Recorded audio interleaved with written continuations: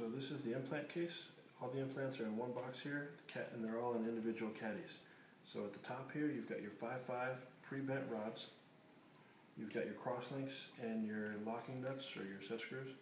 And then you've got your screws in individual caddies. Caddies can come out.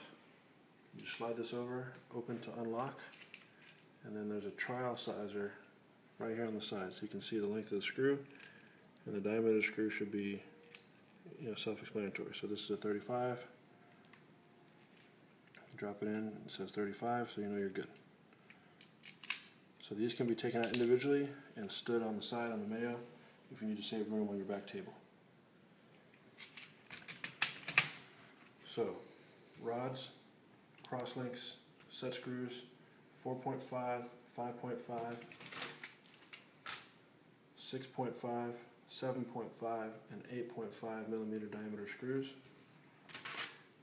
And in the bottom you've got some extra screws. There's just an extra screw caddy here. This one just has 50 millimeter screws in it. If you want to order extra screws, we've got an extra caddy here to put them in. And then you've got long rods in case you're doing a long construct or you need to cut a rod down to a specific size. There are 3 different rod materials here. The gold is your titanium alloy, so that's what's in your top caddy, that's what you'll use most often. The softer rods are the commercially pure rods, those are blue. And the harder rods are the cobalt chrome rods, those are gray. So these are going to be for your deformities here, your gray ones. And there are long rods, there's 3 each of these longer rods in here.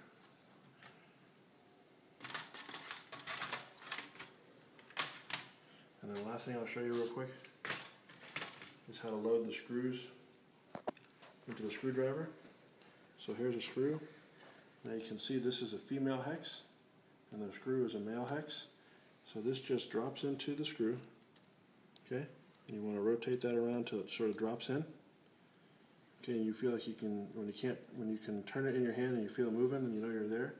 You just thread this down. You see it thread into the tulip. And now you're loaded, okay? The screw's tight on there. The last thing you need to do is pull back on this collar, slide it back. And you can see that this sleeve engages with this collar here, and now it can't rotate. So your surgeon can steady the screwdriver with one hand and drive the screw without loosening the connection between the driver and the screw. So you get your screw all the way down, and then to release it, it's just the reverse. You pull back on this, pull back on the handle, and then counterclockwise, and it pops right out. Very simple. Your set screw starters, I mentioned before, these are stab and grab. And they just drop right in and release, nice and easy. And then you'll notice you see the attachment points on the screw, there are these triangular shaped cutouts. The persuader, you see these dimples on the sides of the persuader there. So this just slides over the end of the screw, okay? And then you pull up. So you slide it over, and just pull up, and it centers itself, okay? And then you'll want to keep an upward pressure on it. The surgeon will want to keep upward pressure on it.